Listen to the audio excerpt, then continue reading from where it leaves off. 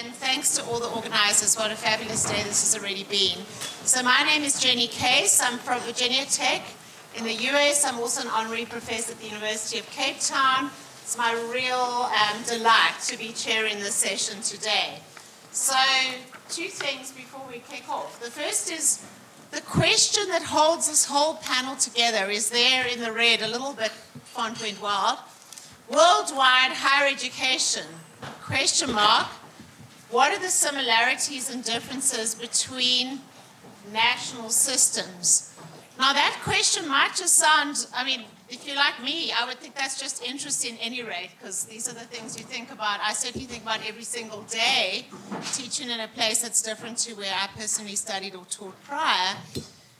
But I really appreciate the organizers giving us a sense, why was this, of all the precious time in the day, that they've allocated a lot of the afternoon to this. And I think this really flows from the talks we've had this morning. The similarities question really asks, what do we all have in common in global higher education? And what do we need to work together to advance and defend? So if you're taking any notes, because you're going to take these questions into the breakout room. So the first question really is similarities, but not just for the fact of they're kind of intellectually interesting. What do we need to hold on to? What do we need to collectively advance and defend? But equally important is this other side of the differences. And why is the differences interesting? Again, it's beyond every day. It's fascinating. Even people who speak supposedly the same language have very different meanings for words and things. But much more significantly, what varies by country? What should vary by country? How do we manage national differences and protect rights of diversity? So this is the questions I'm posing to you at the start of this panel as well. And really that is what's going to structure the breakout groups. So I'm going to talk a bit about structure. So firstly to say at 3:30, there are 3 breakout groups. Lifted Jeffrey Hall, 9 Hall Drama Studio. Let's call it 1, 2, and 3. We're going to do it slightly differently. You get to choose where you're going to go. And the speakers don't know this yet, but they are going to be assigned to breakout rooms. So if you've got a person you really want to engage with in the breakout, choose the group that's going to have your person. So let's just put it right now. And I will introduce people. But Mike, you're going to go to breakout 1. Alice, breakout 2. Simon, breakout 3. Deanna, you're going to go to breakout 1. Maia, Tristan, and also all the rest of the entourage. Breakout 2, breakout 3. I will remind you again of that at the end, but that's something to bear in mind as we go along. And obviously it's a random ordering. So if you want to speak to one person who's in 2 different groups, you've got to figure that out. Okay, what are we going to do in this next very ambitious time of 1 hour and 45 minutes, which is slipping away by the minute? Is we've created this structure to really try and take 6 huge projects and bring them all to bear on that question. Each speaker is going to have 8 minutes. They're going to stay seated here, just use the microphones and give us an impossible task to sample. In some cases, it's 8 years of work and 10 countries and multiple participants in 8 minutes. Select something from that speaks to the central question. At a point of 6 minutes, so just that no one gets embarrassed, because they should still be speaking, they're just going to get a gentle reminder, okay? And when 8 minutes are, they're going to get this kind of gesture from me, so, and so I'm just sharing with everyone so that it doesn't get awkward, because we really want to, and we're putting ourselves under huge pressure to do it this way, because we want to get, 6 8, 48 minutes, 50 minutes or so, we'll go through the whole panel and you'll get a bit of a sweep. We're keeping up this slide, and this is really important to acknowledge all the people that are behind these projects, even though 1 or 2 people might be speaking today. And when we've gone through that 48 minutes, we're then going to pivot to really try and provoke a discussion amongst the panel. And I've got 3 different sets of questions, some more might evolve as we go along, that I will pose and get the panel to start surfacing a discussion. We will see, but we're not going to do a classic Q&A at that point because that's what's going to happen in the breakout groups. So I will remind you as we go along where we are, but we're going to kick off, and Vincent's going to show us how it's done. So just to welcome and introduce Vincent Carpentier from UCL, who will be speaking based on the project that comes out, a historical lens on higher education staff in UK and France. Over to you, Vincent. Thank you very much. Hello, everyone. Pleasure to be here. Quite a challenging task, especially with no PowerPoint. People who know my work know that I like graphs and figures, so that's going to be quite something to show you my work without those. But I propose to look at the question. I'm not going to present the whole findings from the project. But I thought the question really fascinating, and I really wanted to engage about this question of similarities and differences from the point of view of the two countries which were at the heart of the project, which are France and the UK. Of course, the UK is 4 nations, so I'm going to use UK as a generic kind of terms, and not all I'm saying will apply to the 4 nations. So that's my first apology. My second one is about this idea that there are 2 high-income countries that have already reached universal access. So I do not seek to generalize this idea of presentation about the question which I'm going to talk about, which is the dilemma around massification. That's been my point of entry to your task. I wanted to think about the similarities and differences in these 2 countries, which are quite similar in some ways, but have important differences as well, and how they grappled with this. So I'm going to talk about 4 aspects. At the beginning, I had 8, so I decided 4, and 4 is probably too much. But the first question is about expansion and democratization. The second one is about how you fund massification, the different ways of funding massification. The third one is the question of institutional differentiation across the sectors, and who's going where in some way to do what. And the fourth one is the question of staff and the evolution in the 2 countries of academic staff. We'd have to address this question of massification. Okay, I've been already too long, so I'm going just to talk about, first of all, the idea of the expansion of higher education system is in both countries are marked by similar historical trajectories in some ways. Both countries have experienced phases of massification. The first one, the post-war massification phase in the 1960s, which in a way in both countries has been challenged by the crisis of the 1970s and the 1980s in some way.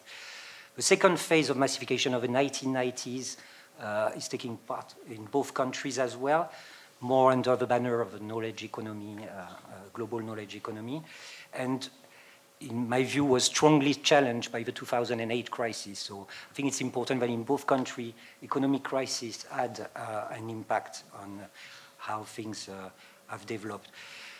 Another similarities between the 2 countries about expansion or massification is in both countries there's been a massive expansion of higher education, but democratization remains unfinished in both countries in different ways, different kind of underrepresented group. But I think that's important to think about that, especially as we are probably in the France has started for demographic reason. There's been a huge expansion of higher education numbers over the last 5-6 years, and this is happening, or is going to happen here as well. So that's something to think about. Which leads me to my second point. It's about funding and how what have been the ways of addressing the resources towards massification in both countries. Again, striking similarities. The first phase of massification was driven by mainly public funding in both countries, driven itself by a post-war consensus on taxation and the idea of the welfare state. I won't go into more detail on that. The second massification in both countries, but in different ways, coincided with retrenchment of public funding and the rise of private funding in some way, especially in the UK. Something interesting, which I may talk about later if I have time, but I want to mention it here. Private provision has been key in France. At the moment, you've got 25% of HE students in France are enrolled in higher education, private higher education. So you've got the kind of taboo, which was private provision here until recently, I would say, but no taboo about fees. While France, there has been a taboo about fees, and for example, international student fees has increased like very markedly very recently, leading to a lot of debates. And no, in a way, no taboo. 2 minutes, okay. Okay, so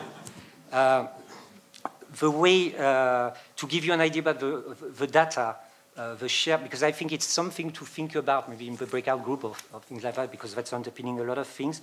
You've got the share of public funding in France fell from 95% to 75% since 1973, and in the UK, it fell from 90% in 1973 to 30%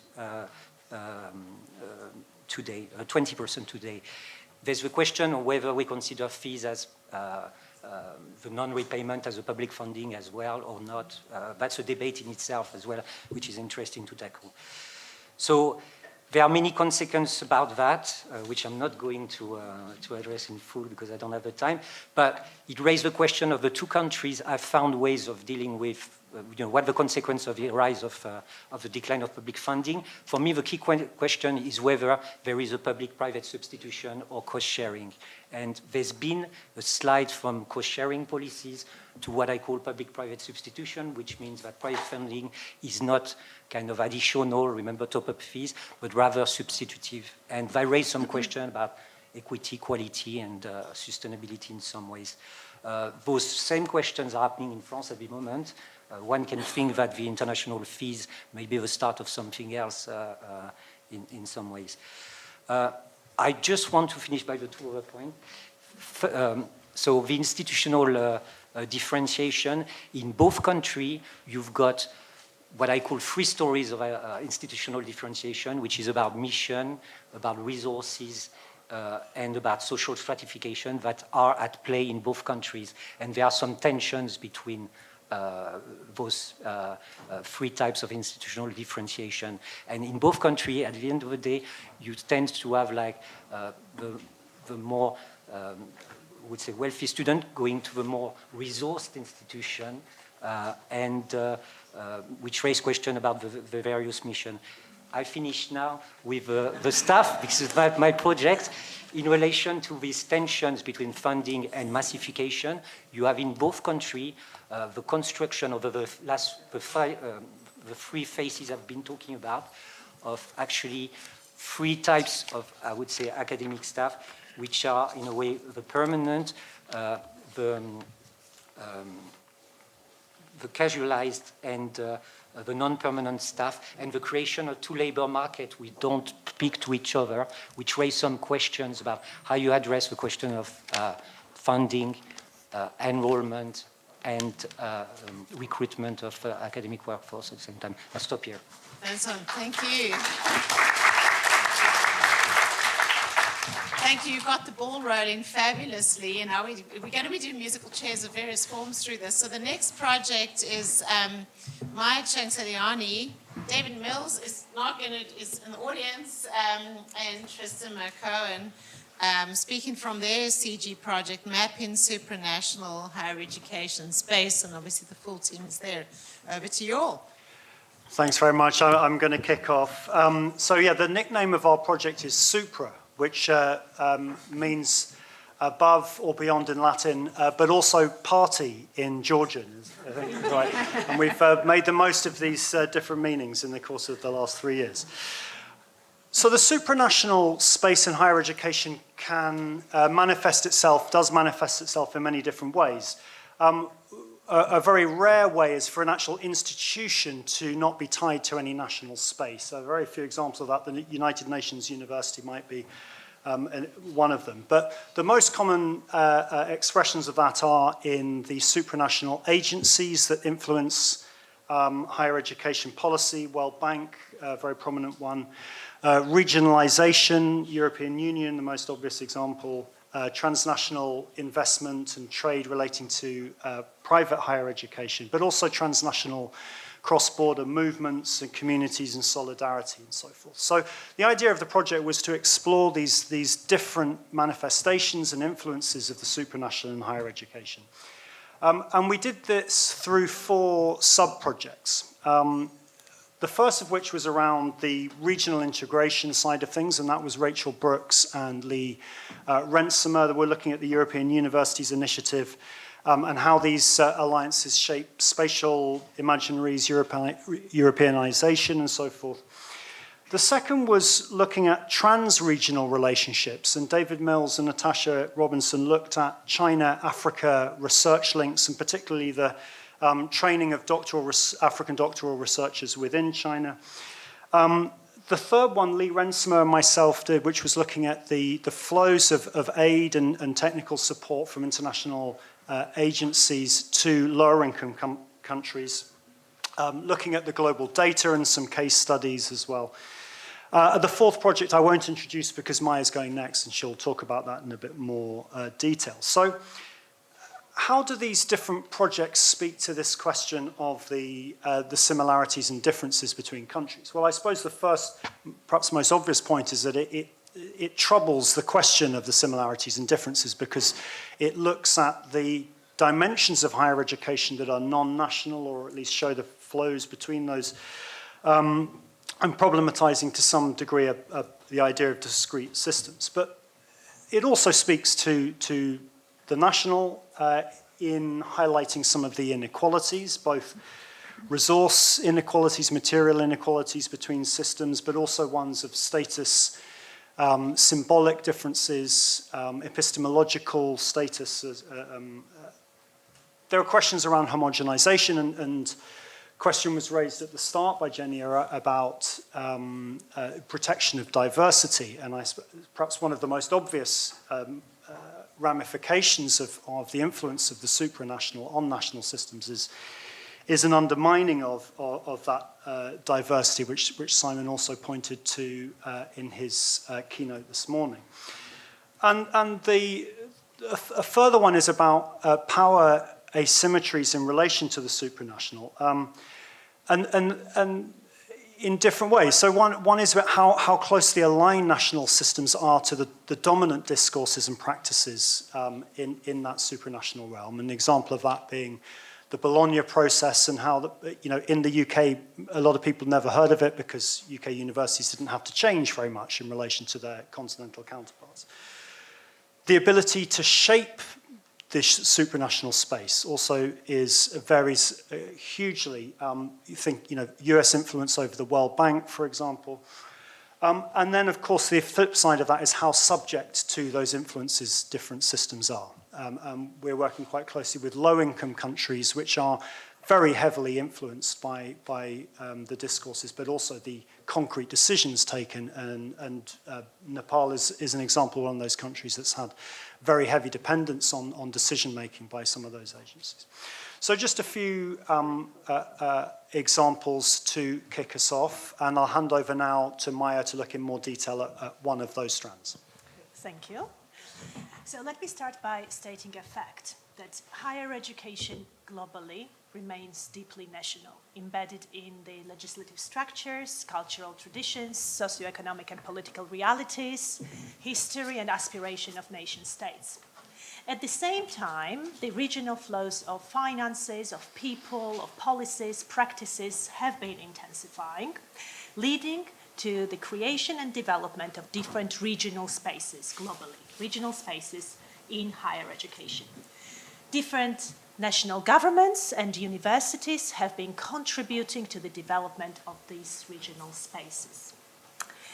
Now, one of the areas of my strand of the project, and I worked with Dr. Natia Sopromadze on this strand, was to look at the creation of such regional spaces in 7 countries in Central Asia and the Caucasus, We have done interviews with policymakers in these 7 countries and surveyed 87 universities. Now, what we have found out is that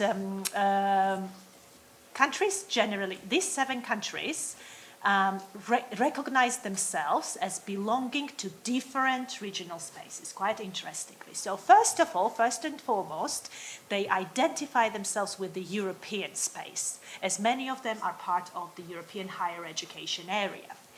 We see lots of similarities in these countries in terms of quality assurance, credit systems, recognition of prior learning, etc., which is very much aligned with Bologna framework. What we try to question is the extent to which Bologna framework has succeeded in changing the bureaucratic and managerially Soviet structures in these countries' higher education systems. Another space that these countries identify themselves with is the Eurasian space. And Eurasian space is in some ways slightly opposite of the European space. And we saw lots of tensions between these 2 identities. 2 of the key characteristics of the Eurasian space are limited university autonomy and restricted academic freedoms for academics. What we observed also is that it's not only the interests of education and research that drive countries to establish partnerships and identify themselves with one of these spaces, but also largely the geopolitics and the political aspirations of the governments of these countries. We emphasize the relevance of studying regional spaces in higher education as we argue that some of the repercussions of internationalization can be observed in these regional spaces, and some of the innovations in higher education can also occur in these regional spaces of higher education. And as they become more pervasive, regional spaces, we give different examples of these spaces in our paper that's published and hopefully is outside. We hope that the research on regional spaces will become more prominent. Thank you. Thank you so much. They said we'll do 4 minutes each, and they actually did it. Wow. So excited now to hand over Diana Laurillard, Eileen Kennedy sitting in the front row. Diana will do the talking here, speaking to this big question coming from the CG project, realizing the potential of digital technology for scaling up higher education. Over to you, Diana. Thank you. So one of the significant issues being debated in CG is higher education's role in knowledge development and exchange. The challenge is that the dominance of the global North and Western Hemisphere universities undermines inclusivity, which makes positive directions of change more difficult. So that's our focus on this panel. Our project on realizing the potential of digital technology brings us right up against this challenge, because digital technology and its use in education itself is universal and dominates in the same way. We notice 2 forces for major changes across the world in global higher education over the last 5 years: the pandemic, obviously, and the increasingly urgent focus on the climate crisis and the UN Sustainable Development Goals. The pandemic itself required universities across the world to confront the extent to which they'd already embraced the digital age in their conduct of research and teaching and administration. Their responses varied a lot, though not in relation to national strategies, which generally were rather lacking. Research fared well. National governments generally provide good funding because research brings the value of international status at the forefront of knowledge development. Teaching fared less well. Typically, there was no national strategy, and university-level education strategies were about values and mission, the business model for courses, recruitment, enrollment, infrastructure, very little about the nature of student learning, or blended learning, or teacher professional development. So these aspects attracted far less digital investment than research or administration. Some universities already had a foundational strength in digital learning methods that enabled them to adapt rapidly to online learning. Most struggled, but all had the chance to discover its potential and its risks. And as several studies have shown, if the academic staff responded reasonably well, students actually responded positively, and many were keen to have more access to a blend of online and in-person methods once the pandemic was over. So the pandemic should have generated widespread recognition for online study programs, but actually changes in universities have been quite slow and not strategic. Nonetheless, post-pandemic studies are showing that many universities across Asia and the Global South, as much as in the North and West, are now developing their own institutional strategies, and that will bring much more blended and hybrid models into the way in which we teach and run courses.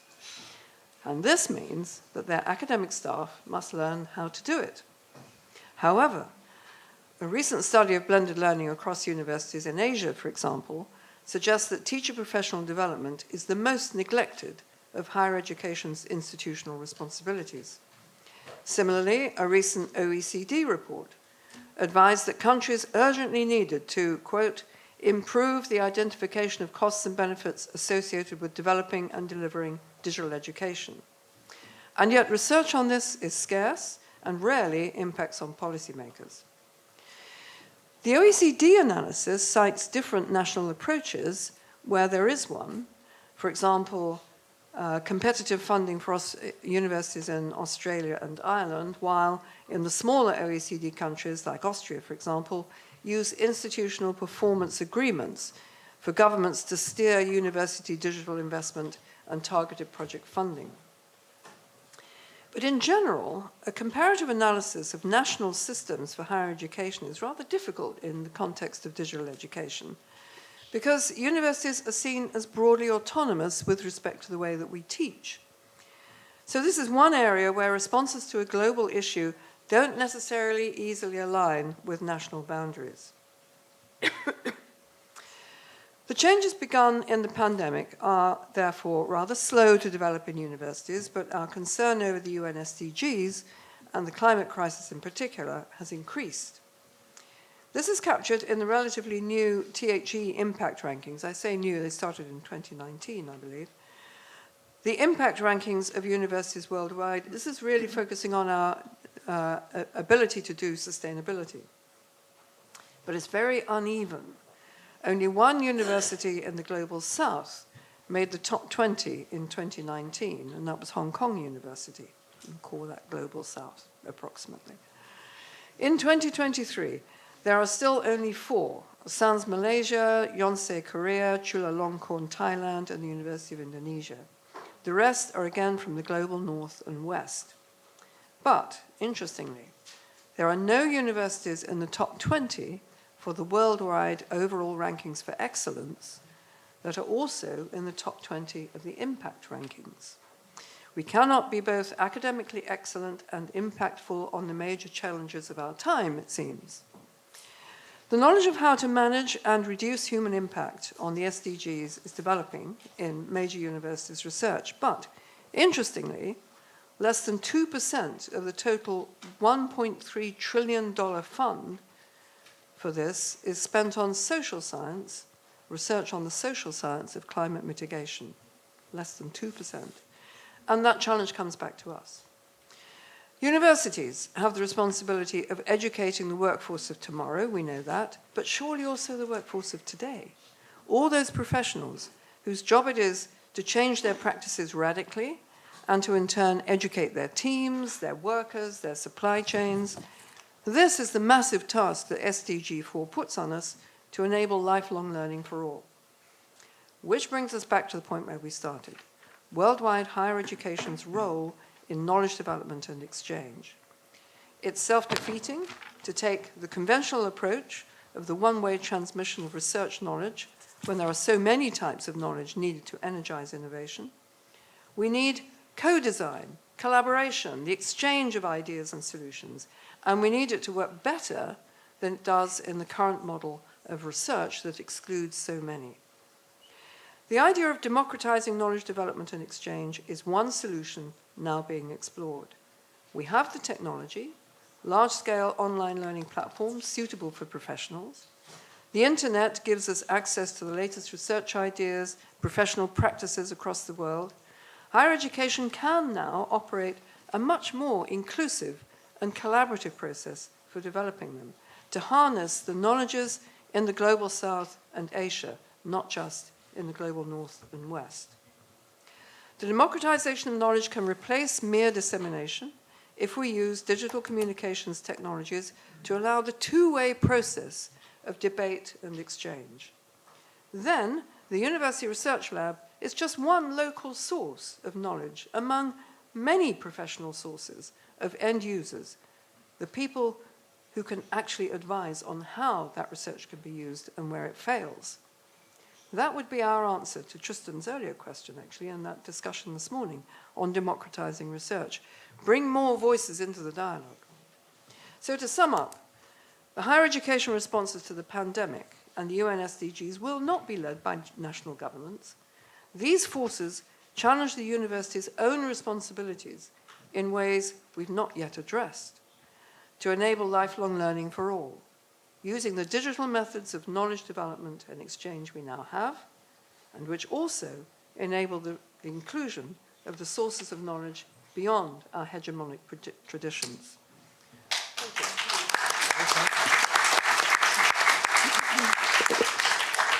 Diana, thank you very much. Great. And now we're ready for Simon Marginson, who will be speaking to the CG project. Again, you've got everything listed there. The title of the project, Local and Global Public Good of Higher Education, 10-Nation Study. Over to you, Simon. Thanks, Jenny. And you can see the list of researchers on the screen. I want to specifically acknowledge, though, Eliza Burris, Aline Courtois, and Li Yang, who served as very able, and in the case of Eliza, still serve as very able postdoc researchers on this project. Now, the agenda of CG's project on local and global public good of higher education is the same as today's panel topic. We're looking at similarities and differences between higher education in 10 countries: Japan, South Korea, China, France, Finland, Poland, UK, Canada, and the United States, and also Chile. This was our starting point.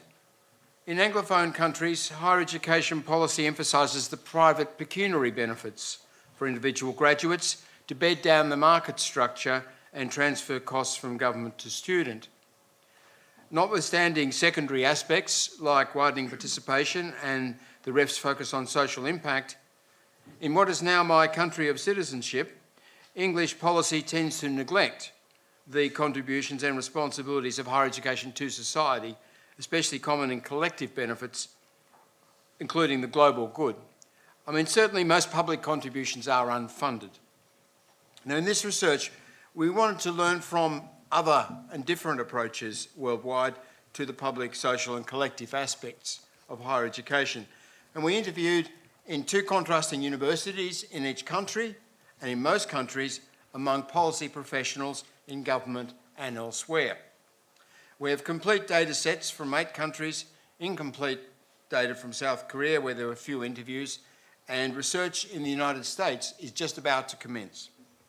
The starting point for our inquiry was English language usages of public good and their approximate equivalents. I won't take you now through the rich lexical and translation issues.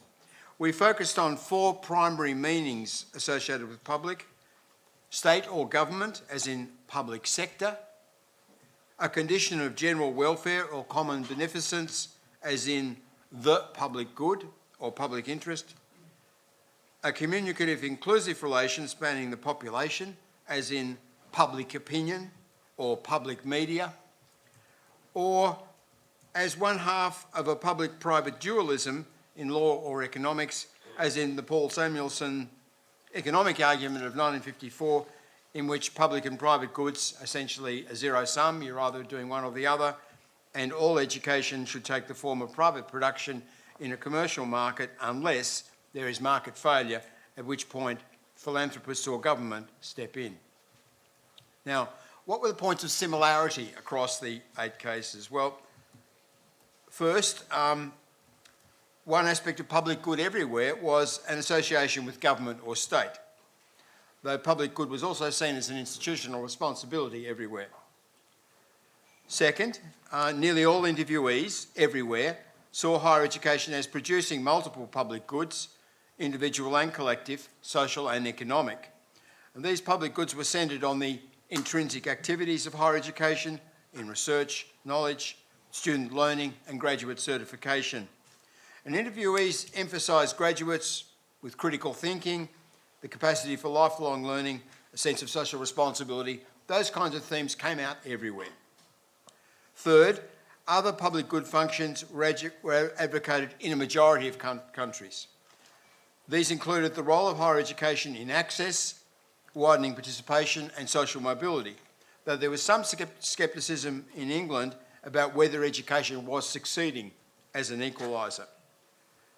Also, the contributions of individual faculty to state policy and administration, most case studies talked about that at some length, the contributions of institutions to cities and regions, building society and economies in cities and regions, and internationalisation.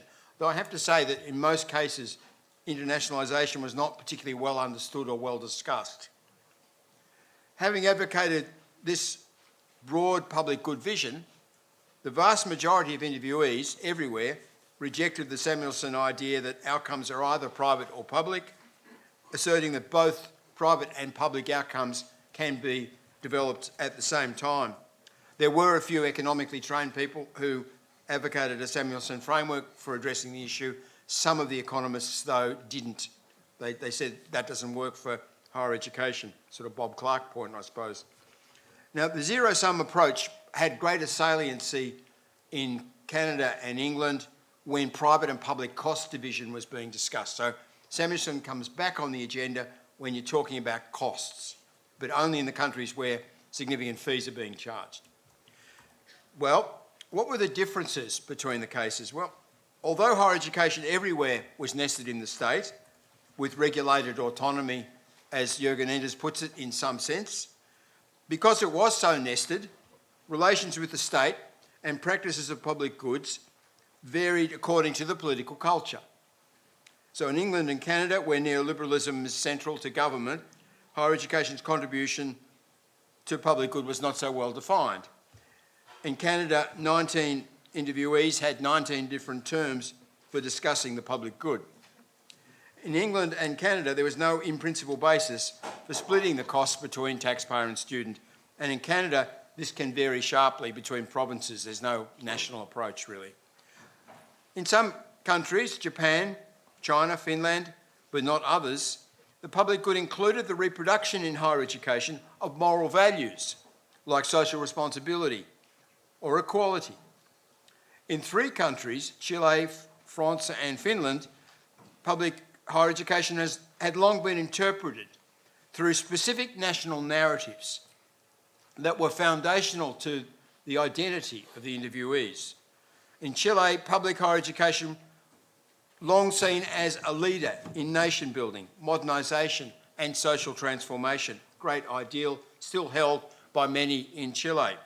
In France, higher education is positioned in the state-led Republican model of shared public services, including state-guaranteed universal access and fundamental research. In Finland, there is the Civicis University ideal, which includes research-based education, student self-formation, ethical cultivation and critical engagement between theoretical knowledge and practical issues. The university, serving the public interest, is seen as a key agent in nation building and in fostering social equality, symbolised by the policies on free tuition and access to high quality education in all regions. However, in all 3 cases, these nationally specific narratives were being imperilled by neoliberal reform. France and Finland had introduced international student fees and greater competition in research. In Chile, successive governments have failed to resource the great national ideal of the broad public mission. Concepts like Civitas suggest for non-Finns new ways of thinking about public and common good. And our research also highlights the Jeong idea in Korea, an emotion that refers to nurturing and long-lasting human relations which embody understanding, inclusion and assistance that's used as a way to think about education. and Tianxia Weigong from China, meaning that the whole world belongs to all and benefits all, in a way to think about global public good. Outside our project, of course, there's Ubuntu in Africa. The next step in our research is to more precisely identify generic elements of the public common good in higher education worldwide and pinpoint and explain more precisely how national cultural variations happen. Like points of agreement, diversity is a shared asset. Higher education in each country can learn from others. Ideas and practices in one country can help another out of the neoliberal trap. Thanks.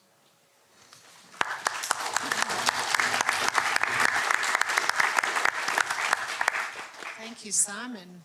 So, Alice Owens, we hand over to you to speak to the project, CGHE project, Research on Research, the research function and mission of higher education, and they get the prize for the longest lineup of team members. Over to you. Thank you, Jenny. So I'll talk about our project. So shout out to the team, two of whom are in the room, Xin and Ling Xuan, and the others are online. And also thank you to the almost 200 interviewees, the advisors, and the colleagues who provided 300 plus policy documents that we analyzed in 4 languages. The project itself has explored comparatively how research is organized, generated, assessed, and shared in 6 systems: Australia, England, Hong Kong, Italy, New Zealand, and Norway, with a very strong layer of global interviews across different types of organizations. And we published last week the Handbook of Meta-Research, which is partly informed by the work that has happened in the project. So I want to talk about 5 dimensions along which to explore similarities and differences. And these 5 are definitions, expectations, norms and values, structures and resources, governance arrangements, and interfaces. So time permitting, I'll take them one by one. First, definitions. And I'll start with definitions of research, but also researchers, quality, impact, innovation, excellence, which shape and frame the way in which research is valued in different contexts and globally. There is deep diversity in the epistemic and ontological building blocks of these definitions, and also in the practicalities of how they are deployed locally. Overlooking that diversity generates a misleading sense of similarity and of a common research agenda. And I want to start with this caveat before talking about similarities and commonalities. So my first example is definitions of research. 200 interviews, right? Across all of those, 3 elements come over and over again as part of as the building blocks of definitions. And they are drivers, curiosity, problem solving, societal challenges, their outcomes, advancing knowledge, originality, betterment, application, and processes, systematic, discovery-oriented, open, and so on. So this is a generic conceptual matrix, which is indeed similar across contexts. But the substance of each of the elements and the combinations of elements vary with the diversity of research agents in different contexts, with the distinctiveness of different modes of research, and with the specifics of epistemic communities and cultures, inter-multidisciplinary, indigenous knowledges, and so on. Another example is that of researchers. Across systems, there's a very small number of criteria in research assessment practices that determine who counts as a researcher for career progression, for recognition, for reward decisions, and so on. Contract, employment function and job title, role, responsibility, and job description, and some elements such as scholarly independence and contributions to broader scholarships, plus affiliation and residence. That's it. Now, they have varied over time a little bit around the edges, but they have changed very little since the introduction of assessment systems in the 6 contexts I'm talking about. So in Hong Kong, as in New Zealand and in England, a researcher is seen as somebody who is actively and substantively contributing to research in an independent way, however defined. But there are differences in how researchers are treated in research evaluations, with some systems making individuals very visible, like New Zealand, others aggregating their contributions, like England and Hong Kong, and yet others not focusing on individual researchers at all, such as Norway. There's also differences in how those who are excluded by those definitions are treated. And they can include early career researchers, people on intermittent or casual contracts, people on unpaid leave, and so on. And it's quite clear that the edifice of global science rests on a mountain of precarious labor, which is still largely unrecognized and very poorly rewarded across most of the contexts. The second dimension is that of expectations, norms, and values about research, which are situated within scholarly traditions, cultural heritages, broader social norms and values, perceptions of current and global positionality, and understandings of the common good. The normative balance of research cultures, as it manifests itself in research evaluation as well, arises at the intersection of such locally rooted expectations and global canons for good research. And these global canons are sets of dominant expectations of what makes a successful research system, institution, or researcher. And they circulate across systems, organizations, disciplines, sectors, and they're also reinforced by the proliferation of rankings and by academic career structures. At the individual level, despite reform initiatives, the global canon is still centered around research productivity and scientific impact as proxied through citations and measures of esteem. At the institutional level, there's productivity, financial sustainability, capacity for research.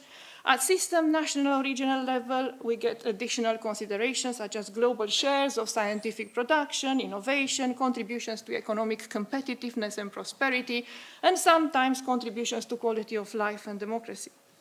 But despite the hold that this global canon has on research, within specific research systems, there is creative plurality in understandings of research and scholarship. Third, structures and resources.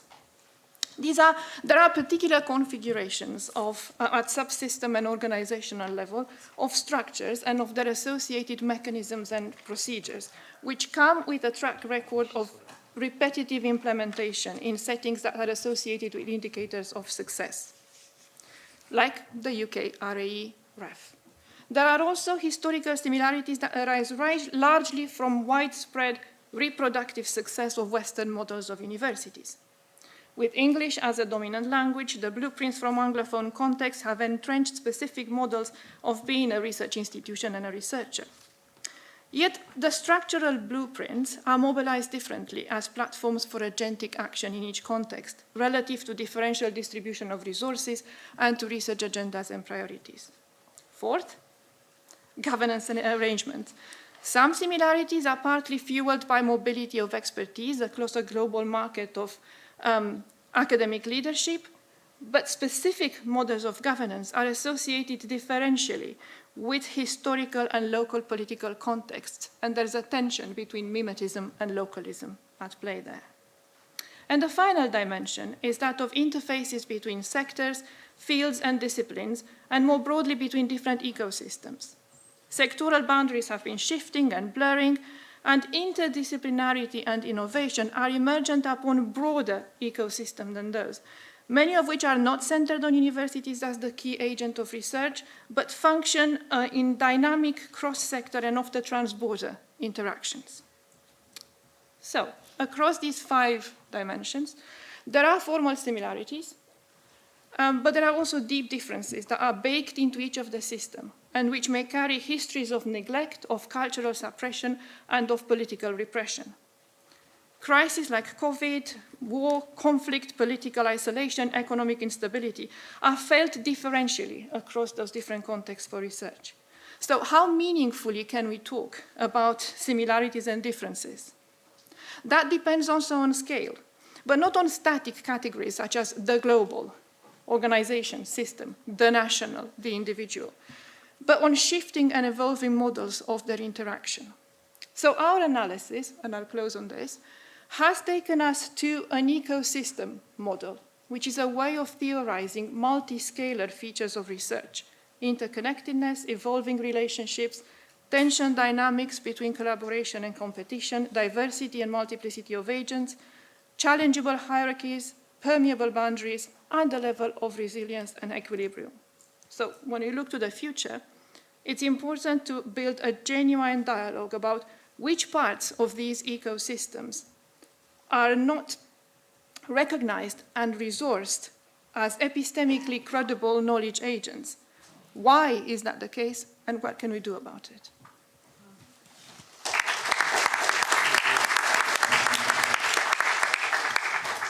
Thank you, Alice. And last but not least, Mike Shattuck is going to speak to the CG project, The Governance of Higher Education, a Comparative Study. Over to you, Mike. My task is to present a governance-based perspective, and I'm going to talk entirely about Europe, I'm afraid. I'm going to start by quoting from Moody and Eustace's classic text on the governance of British universities, Power and Authority in British Universities, published in 1974, 50 years ago this year. The book describes university governance within a then elite system where institutional autonomy was unchallenged. In general, it argued the formal limitations upon institutional autonomy are minimal. There's a tradition of non-interference by the state in the affairs of the university. If you crossed the Channel in 1974, however, you would have found a contrasting picture of universities having direct relationships with their nation states, which held themselves to be responsible for the legal and financial management of the institutions, leaving universities with academic but not operational autonomy. This was expressed in different ways between the historic Humboldtian and Napoleonic traditions. But all this was to change in the 1980s and 90s with the introduction of Thatcherite policies in the UK and new public management policies in continental Europe. The common drivers of change were, of course, massification and its associated costs. I want to explore briefly how this has had consequences at system and institutional level within the academic community and in relationship to research. While most continental European states reform their systems along the new public management principles of devolving management decision-making to the institutions themselves, there are critical variations in the way they've done it, and the gaps are widening between the different countries. Some countries retain binary lines, others do not. Some countries maintain polytechnics, others have transmuted them into universities of applied sciences. Ireland has created technological universities out of merged institutes of technology. Germany has Fachhochschulen, but permits them to call themselves universities of applied sciences for international purposes. Relations, too, between governments and their university systems vary greatly. Norway is unique in the trust that appears to exist between the government, NOKUT, the quality agency, and the institutions. Relations between the Norwegian Rectors' Conference and the state permit a highly consensual governance structure. At the other extreme, we find Hungary, where the state has imposed lay officials on the universities with the power to veto rectors' decisions on resource allocation and intervene directly in faculty and departmental expenditures. Countries with former Napoleonic-based systems of governance, France, Spain, Italy, and Portugal, tend to retain a greater level of bureaucratic control. The UK, with the exception of Scotland, has sought to offload the costs of their higher education onto the students themselves. This has not, however, protected the universities from government interventions, both political and bureaucratic, rather the contrary. The one constant feature with all European systems, UK and continental, is that despite apparent decisions to give institutions greater autonomy, states are increasing their role in system management, rectors' conferences have lost much of their power to influence the way their systems are run. One result of the impact of new public management might have been the wholesale introduction of lay governance into continental universities, thus substituting a public voice for the direct powers of the state. This was a reform strongly supported by the EU Commission, basing itself erroneously on US evidence. That this has not been fully realized is down to academic resistance. So while there is lay involvement, university governing bodies do not necessarily have lay majorities. Hungary is once again an exception, with 5-person governing bodies appointed by the government, all drawn from Fidesz, the national governing political party. In the UK, which has always had a component of lay members on its governing bodies, except in Oxbridge, a business model has emerged, with universities being pressured to run more like companies, with corporate boards and vice-chancellors answerable to them as chief executives.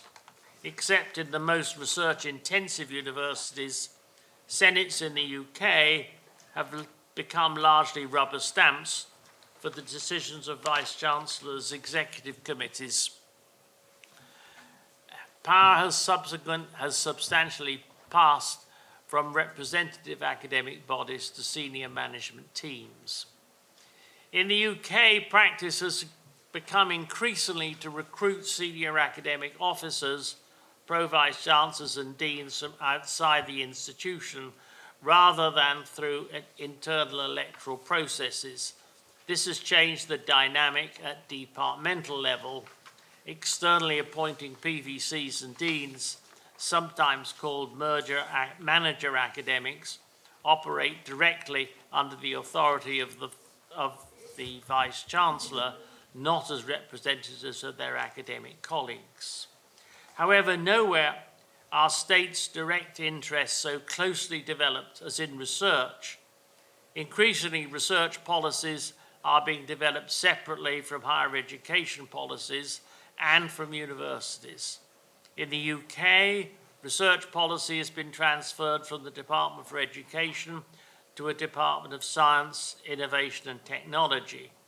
In Germany, there's a Federal Ministry of Education and Research, but in practice, research policy and funding is carried out by the German Research Council, which is also responsible for the management and funding of the Excellence Initiative. In Portugal, a national foundation for science and technology has even encouraged the separate formation of research campuses away from collaborating universities to obtain a greater concentration of research endeavour. In summary, over 50 years of European higher education development, what we have seen is a redistribution of the agenda associated with institutional autonomy and its replacement by a series of destabilising and often competing priorities controlled or heavily influenced by the nation state. Apart from a brief period when the Bologna process held sway within Europe, system change has been primarily driven by national interest. My argument is that the more individual nations row back from the spirit of the EU Lisbon Declaration of 2000 and of the European higher education area, the more European systems will come to diverge from one another. The Bologna construct of a common European higher education system will tend to fragment. 50 years after Moody and Eustace's book, power and authority will increasingly be located in the nation state, each with its own distinctive agenda. The higher education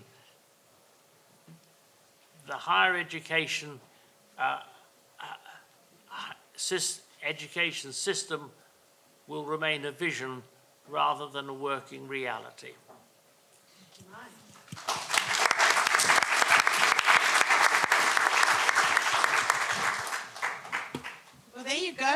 Simon, you said we'd never get this to work, and just well done. You all.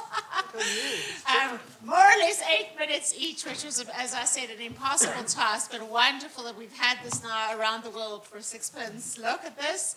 And we didn't have to do, Simon told me that in the Soviet Union they would switch off the microphones if people were talking too much. So now we've got 45 minutes to really now launch into this panel discussion part of things. And people have an inkling of the questions. And I'm going to facilitate the conversation. I invite Maia, and there's someone else in the audience who's part of the team. Come sit in the front. Because you can use... Oh, sorry, someone else. Eileen? Oh, yeah, she's in the front. That's what I mean. You will get my microphone if you want to contribute as well. So that's how we're going to make the audiovisual work. And David, welcome to you from the Musical Chairs team. So the first question we want to consider, the overall focus has been about spatial comparison, geography, space. Now we want to go to the dimension of time. And two talks here did speak explicitly about trends and time. Diane and Eileen's project very much, especially looking at the pandemic and what was shifting in digital education. And Mike, of course, took 50 years of European governance in higher education. The others have got that, but now I want to give you the permission. And Vincent, you may want to start, just saying, because you said you love using the graphs, and you didn't get to do that. So if you want to kick us off, and I suggest let's just to keep things simple. I mean, this morning I think Simon made such a clear case for 2010 really being this major new period we're in, following the financial crisis. And 2015 or 16, when did CG officially start? 2015. Yeah. So maybe taking us, from 2010 onwards, if you're talking about the work you're doing, and so sorry to ask some of you to chop off 35 of the years, Mike.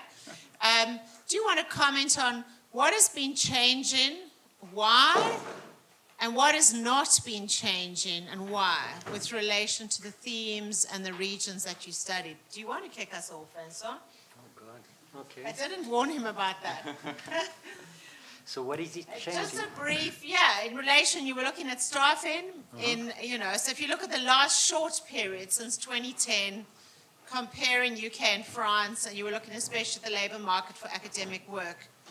A quick comment you want to make on that? What is changing? What is not changing? You mentioned casualization. Yeah, I mean, I don't think it has... I will probably go back to 2008, so not 10 years, probably.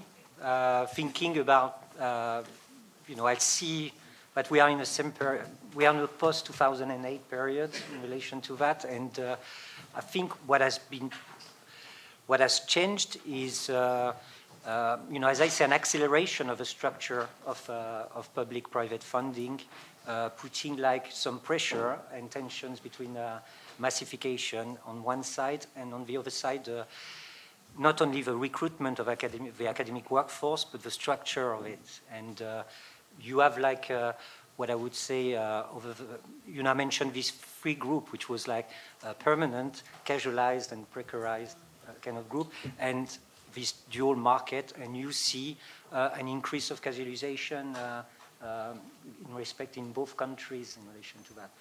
And increased segmentation of a profession as well, and institutional differentiation between institutions in some ways. Thank you, Vincent. So really acceleration. Who wants to build on that? Yeah. Tristan and Leanne.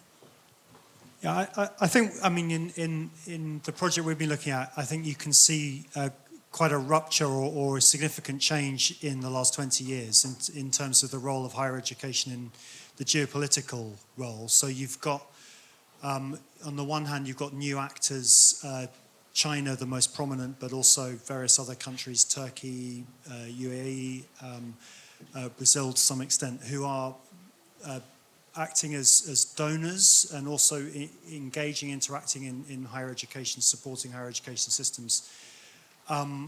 So that's one of the shifts, and then a major change in discourse and practice as well that links in with Simon's comments in the morning around nativism and more focus, explicit self-interest and so forth. So I think these are big changes in the geopolitical role of higher education, joined with a continuity of higher education as business and this mixing of trade and the intensification of the for-profit higher education on a transnational basis. And I think the unravelling of, again, Simon's comment this morning about the cultural formation role of higher education, I mean, it's not a future thing, it's a present thing in the for-profit sector. I mean, it is a completely different conception of higher education that is expanding very rapidly. I would say Brazil is probably the country in which this is most evident, but to some degree in other countries as well. Thanks a lot. Diana? Yeah, I think reflecting on how things change over time, for me, over the past few decades, the big change in what happens in universities has been the coming of managerialism, you might call it. I think Michael referred to it in the public management and post-Thatcher years. Within Thatcher, that was when the change began to take place. And what this has meant is that university governance and direction and leadership is moving further and further away from the academic values and missions to which universities, well, we still trumpet them in our values and mission statements, but we don't necessarily work to them all that well. So that's been a major concern, and in a way, I can see that's how, in the project that Eileen and I have been working on, what we've ended up with doing is trying to kind of bypass the managers and go straight to the actual professionals, the teachers, the people, and say, look, there are things we can do together to move things on, because if you wait for the national strategy or the institutional strategy, you'll be waiting forever. So for me, that's one of the big things that's changed.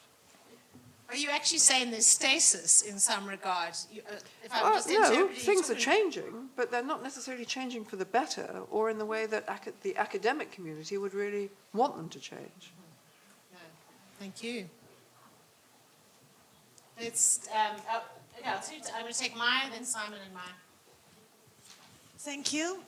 I'll try to very briefly speak about the region that I mostly specialize on, which is post-Soviet countries. I recently wrote a book which is called What Happened to the Soviet Universities, so it was all about what changed and what remained the same. Of course, huge changes have happened in terms of opening up, marketization, internationalization, and so on and so forth. But I will briefly focus on what has not changed, okay?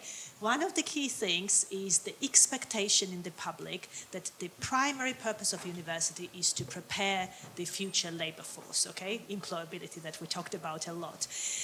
Unlike the UK and many other countries that many of people here come from, this region has a very recent history of perfectly balanced labor market, where the supply and demand were both controlled by the state and perfect balance was achieved.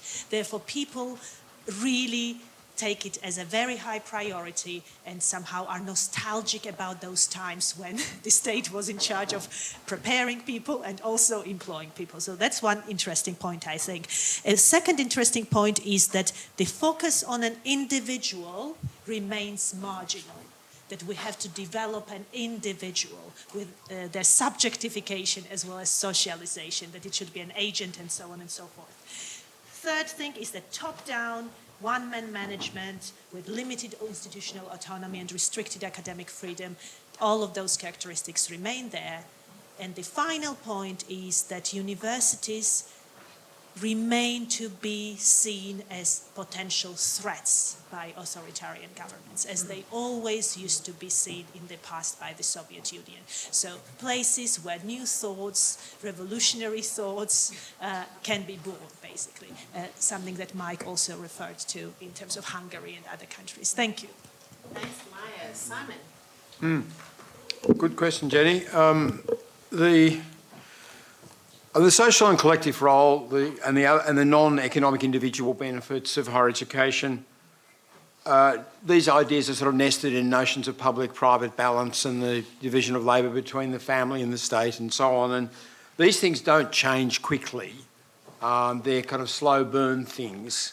But in the period that we've been looking at, which is 2015 to 2024, there have been shifts, and I think the genesis of those shifts were probably the tendency for higher education and education policy more generally to some extent, but particularly post-school, to be thought of as a part of the economy or part of the economic planning or economic ministry.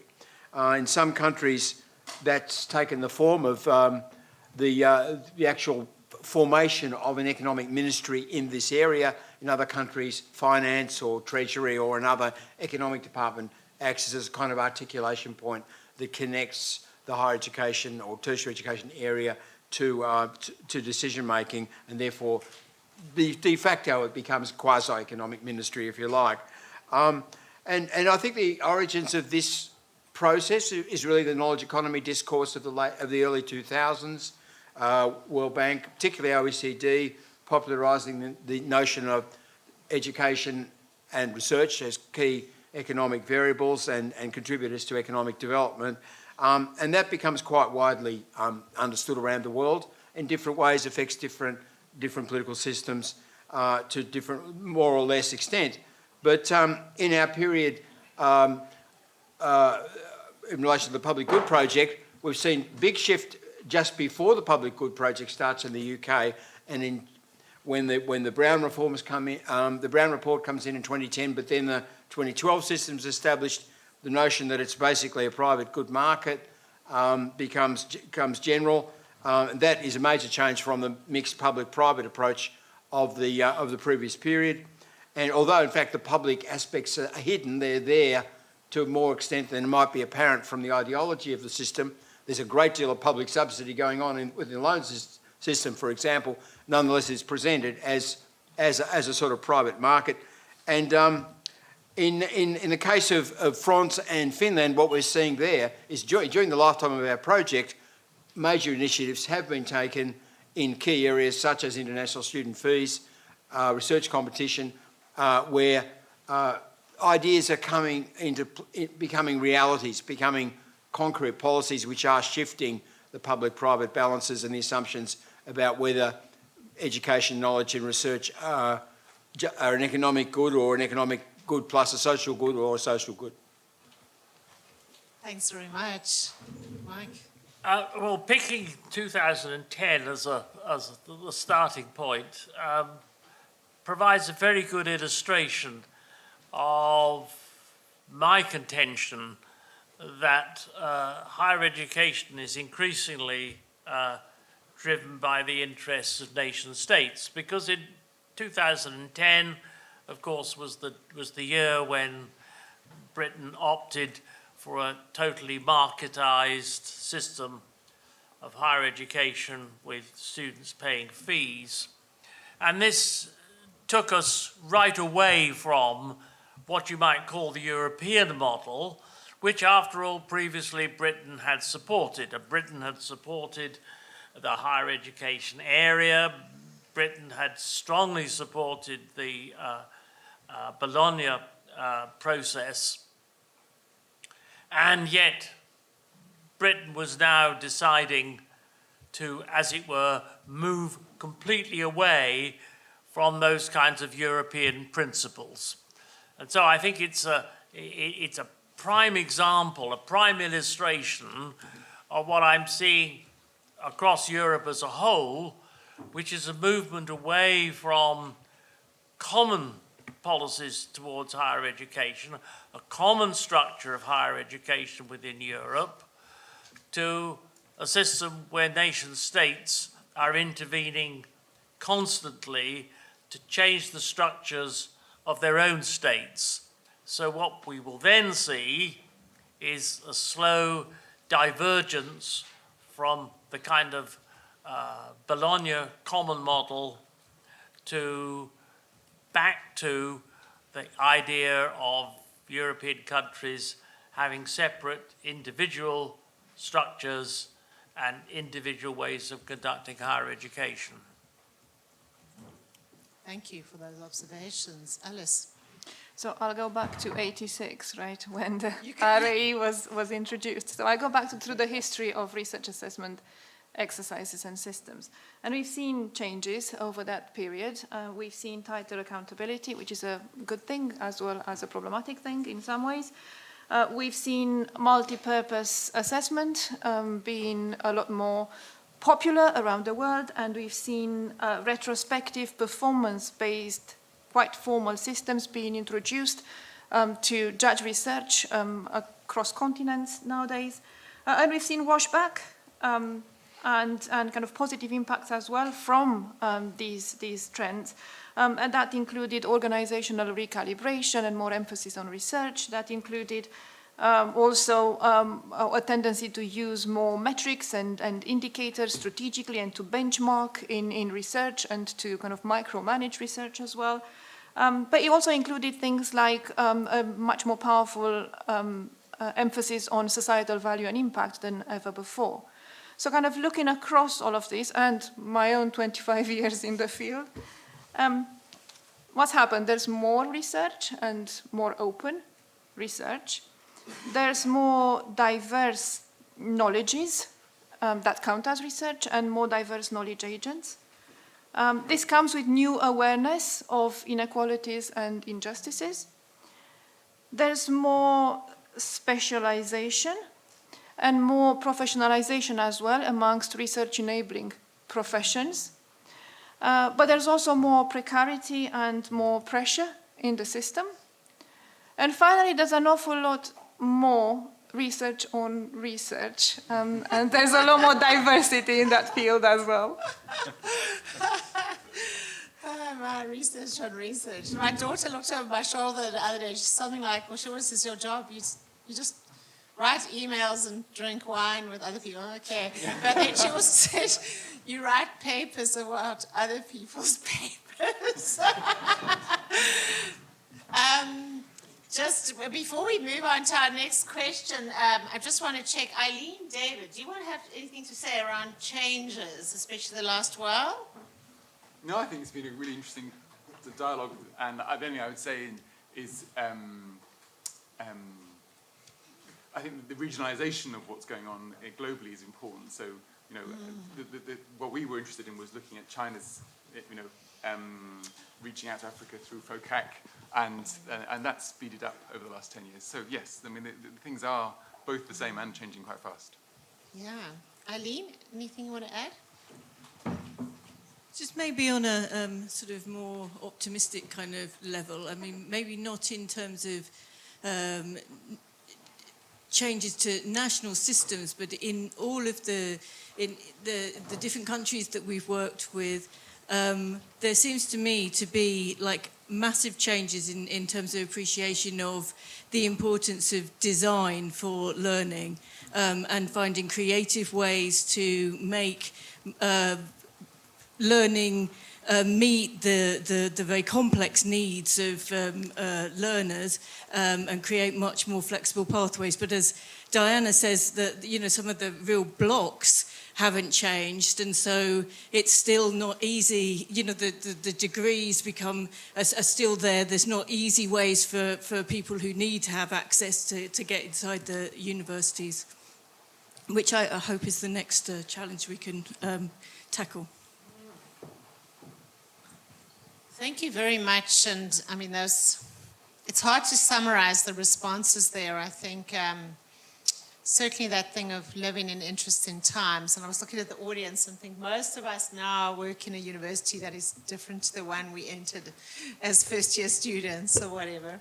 And I think, I appreciate the comments also. It's very easy to take one stance, which is, there was a golden age, and now, sadly, it is no longer.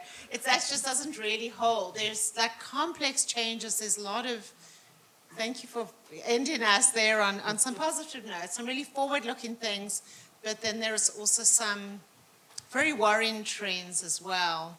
So we want to move now to talk a little bit around the methodological background to these various studies that are represented here. And I think a real hallmark of CG has been, and Simon, I think this is your leadership, is a methodological, at least an agnosticism, but a lot of diversity and certainly not an orthodoxy about how you do comparative work. I think that's a real richness here, that people have come up with research designs based on the questions they were asking and the resources at hand. So it does seem useful as we're coming to this period of reflecting on the fabulous investment of the ESRC in all this work. What have you learned about doing comparative work? And this is really hopefully to give some useful insights for those doing this. You know, what works and why? I think you're allowed here to also talk about what doesn't work. You know, so things you would say maybe don't make these mistakes, or this was a less useful avenue we went down. So who would like to get the ball rolling? Just reflecting a bit on the empirical backdrop to your studies, especially again recognizing with 8 minutes you weren't able to really talk much about that. Simon then, you've got a mic. Simon then, Diana. I mean, one of the problems of the classic comparative study is that one template tends to fix what you can see and what you can't see. So you start from your own system usually, and you look at the rest of the world, and what you notice is what varies from your system. So you take for granted certain things which are in your system. And it's very difficult to know how you get away from that in a multiple country comparison altogether, but at least it does provide you with a whole lot of different ways of seeing in one place.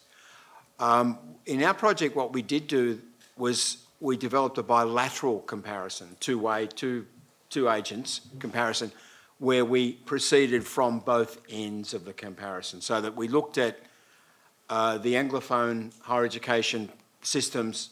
Public good role is the issue again.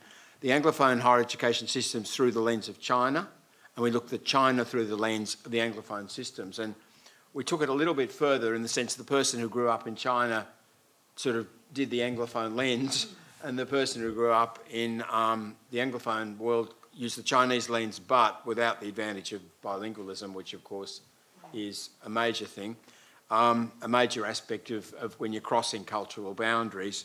And that was a limitation of our project.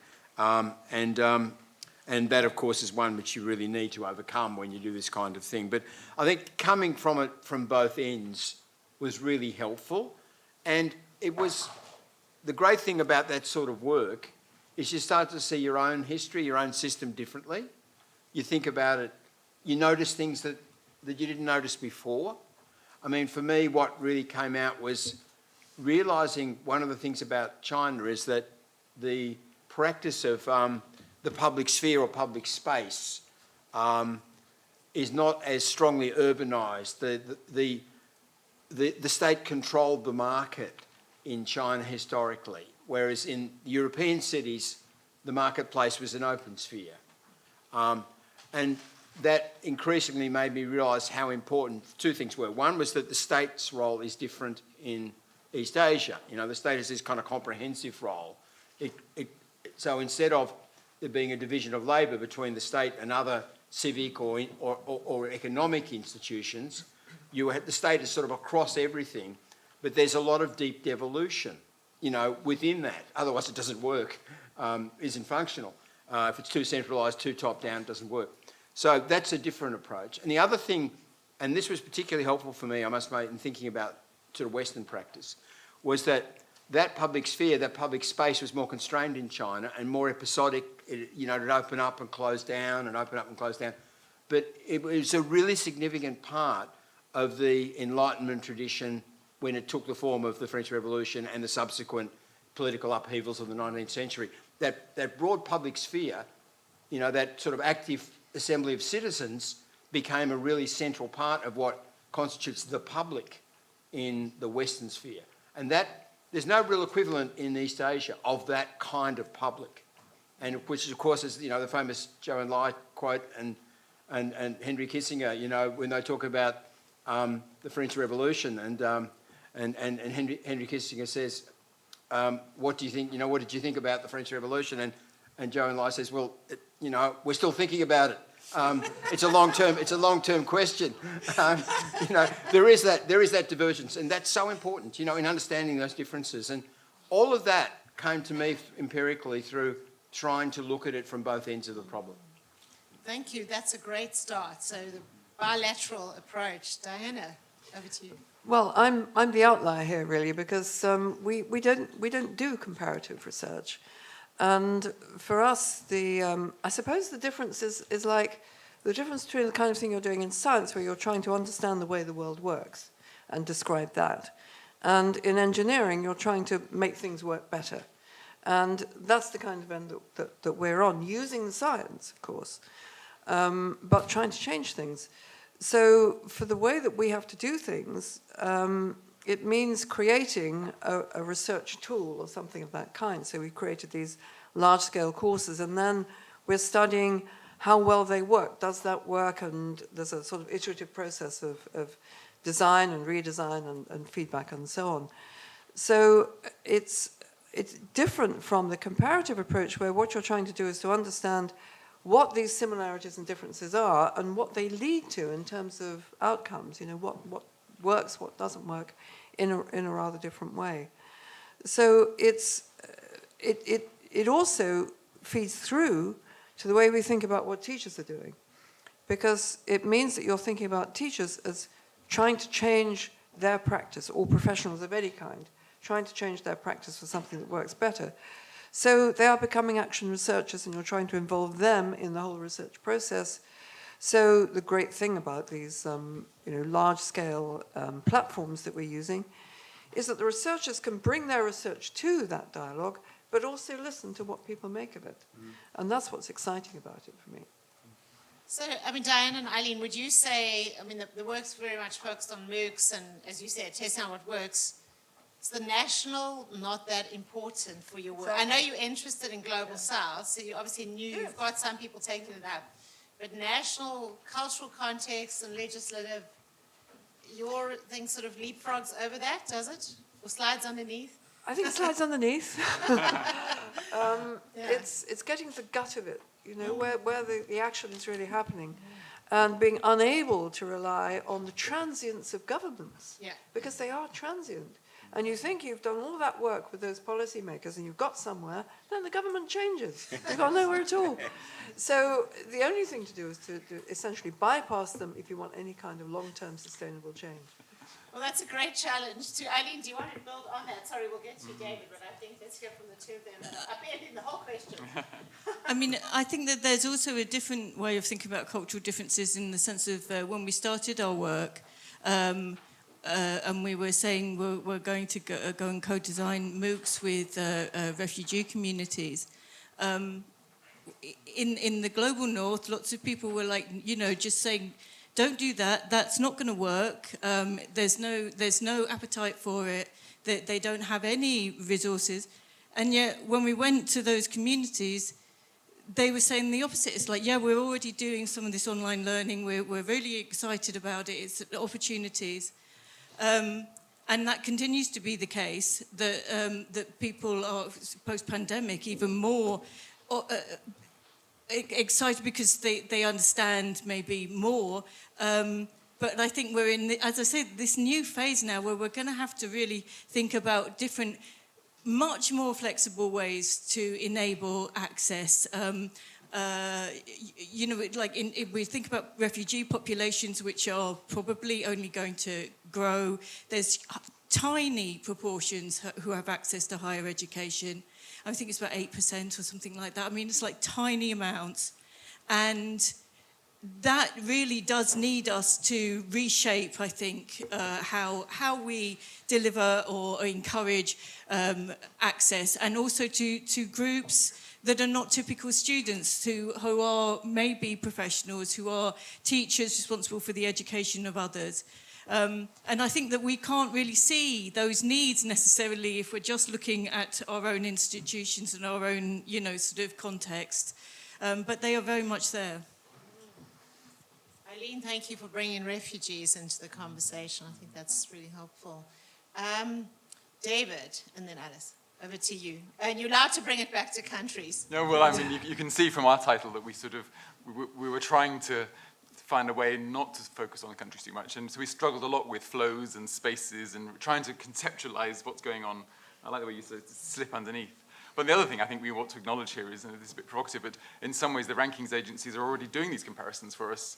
And if you are from the global majority world, you know, you are having to use the global north as a reference. So there is this, you know, way in which we're having to acknowledge that comparison work as the context in which we're doing our own research. So, you know, the people we interviewed, the African academics, they were very aware that China was a route to the global for them. Yeah. That actually links to your comment. We were talking about changes. I mean, the global impact of China's change in space in global higher education is a really dramatic recent impact. Alice. Thank you. So there's a number of challenges that come to mind. One of the key ones is access. In several ways. One is access to appropriate knowledge, which is kind of properly located, situated within the context that you're researching. And we have worked with advisors and critical friends in each of those contexts, but more would have been welcome. And what I would have really welcomed would have been strong, equitable partnerships from the design stage, which are based on equitable distribution of resources as well, so we can really sit around the same table. And I realized that many of the UK-based funding schemes are actually capped in terms of, you know, how much international participation can be funded out of them. And European schemes are similar to that as well, with the exception of parts of the world that's doing better for the global south actually than some of the UK schemes. So that was a major challenge, and we kind of found workarounds, but the ideal situation would have been different.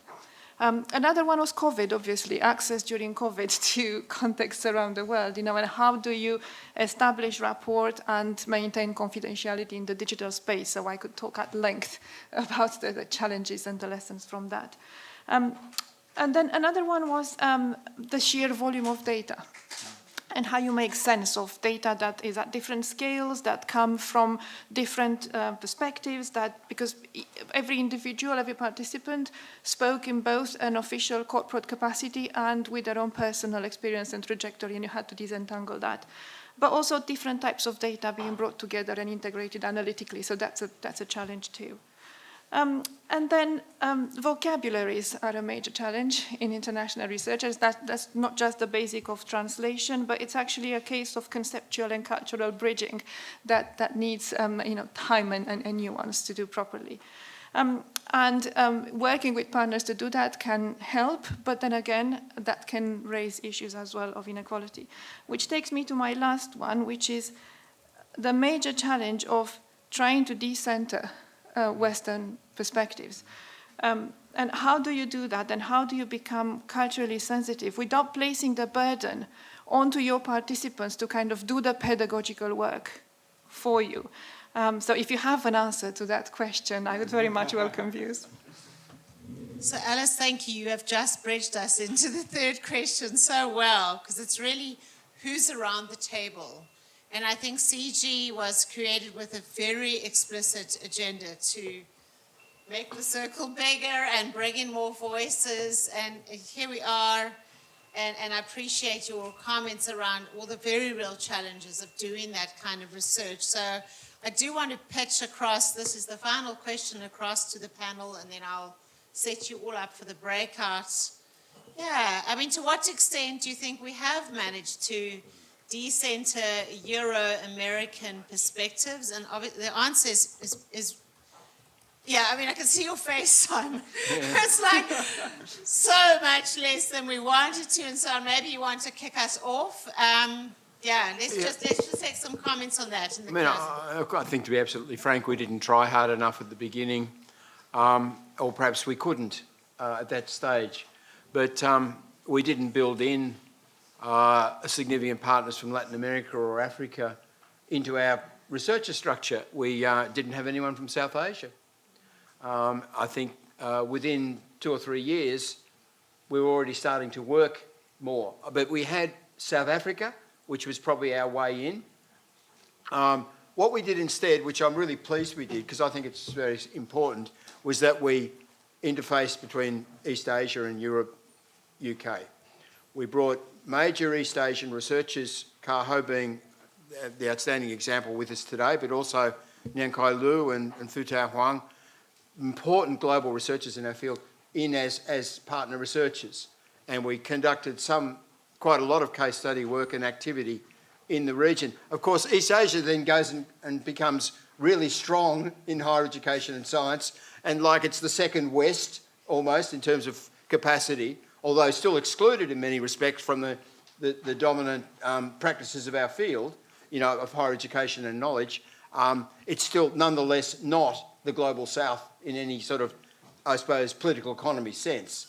Of course, there's global South in Southeast Asia. There are emerging countries. Myanmar, of course, is still very poor. Cambodia, Laos. But Korea is a powerhouse. China is China. Japan has always been, right through the 20th century, been a very important economy and society. And so we didn't do what we would now do, and what Alice's new centre was doing in terms of the Centre for Global Tertiary Education, of systematically across the world bringing in a major partnership structure which involved emerging countries in the global South. And that, of course, is transformative for the research we do. Fortunately, I think many of us are working that way, and partly through the structures of international education, but also partly through outreach and project work. David does a great deal in Africa, for example. Tristan, of course, is exemplary in his commitment to the world as a whole. I think that, we have the capacity now to do that much better than we did when we first set up CG. But, I think we live and learn, and I think that's been the biggest lesson, the geopolitics of what we're doing, and the need to, I guess, prepare for a plural world which includes not only established non-European powers, as they are now, but also emerging countries all over the world, which are voices at the table. Thanks, Simon. Who wants to add their thoughts? David, yeah. I would just say, Simon, the webinars have been an amazing way of creating a space, a global community, and I think that's something which, in the next iteration, I really want to sustain, because I think it's been a great space, and it's been lovely to bring people together and give everyone a voice in that community. I think that's a really good point about the activity. And maybe when you set up the centre, I don't know if you anticipated a huge webinar program, but that's... We were very lucky. We were able to develop it. Trevor Trehan, who is our comms officer, got us going early in the pandemic, and people came to the webinar in great numbers across the world because we were providing a space where they could talk about the impact of the pandemic everywhere. And of course, there was a great deal of commonality everywhere, as well as national nuancing and locality coming into play. And the webinar program never really looked back after that. It got these, we had a wonderful webinar with Vivian Stern and others where we had 300 and we had 200 trying to get into it because we had a limit of 300 in the Zoom program. So, that first year was terrific, and after that, we found a lot of people were coming in from emerging countries. Diana, you go, because I think you said such a powerful thing earlier that the sort of technological roots that were dismissed in the global north are welcomed by your other partners. Do you want to build on that? Well, that's true. I think we have a bit of an unfair advantage on this one, actually, because our main research instrument is those large-scale MOOC platforms, massive open online courses, is what we're creating. And they attract people from over 120 countries around the world. And with some of our teacher professional development courses, for example, the enrollments on that are 40% from low and middle income countries. So that opportunity to be inclusive and diversive is there just by having those kinds of global platforms. But then we developed a theory of change, because this is a rather different way of working than our research would normally have operated on. And the very first stage of that was to engage with the people that we're ultimately trying to reach, the audience that we want, and to listen to what they want from such a course, and to hear what they want from the research that we're talking about here. And then that goes all the way through to the fifth stage is to sustain it. Because, of course, what we all do is we have this short-term funding, we do something wonderful, then we walk away, and it all collapses. So the critical thing here is to engage those people, those professionals, in this way of working and sharing and expanding innovation and new ideas in such a way that they can then take it forward further. So we embed in those courses the means by which they might take that to their local colleagues and employees or whoever they are and start working with them. And so they become the people who can then sustain that same course. And that has begun to happen, which is very exciting. So I think it is feasible to do it. And just don't dismiss the technology. You know, use it for good. It is possible to do that. Thank you. Alice? I think we can look back, right, and say that we have a lot to say, we have a story to tell now about how important it is to, looking forward in the system, to enable people to design otherwise and also to fund otherwise. So that time for listening and time for building genuine collaboration, it can actually be built into the growth of a project. Because otherwise we'll always prioritize the agenda and the viewpoint of the institution that leads and of the institution that is in the highest resource environment in that partnership. So unless we change that, and I think that's a lesson that we can share, then the cycle will kind of continue in the same way. I think that forward thinking note is what I was thinking at the start as well. It's maybe one can reflect on where we got to these last 8 years, but maybe more importantly is how we have changed perspectives for the next period of work that we're all engaged in, and many collaborations also built up here. So with that, I therefore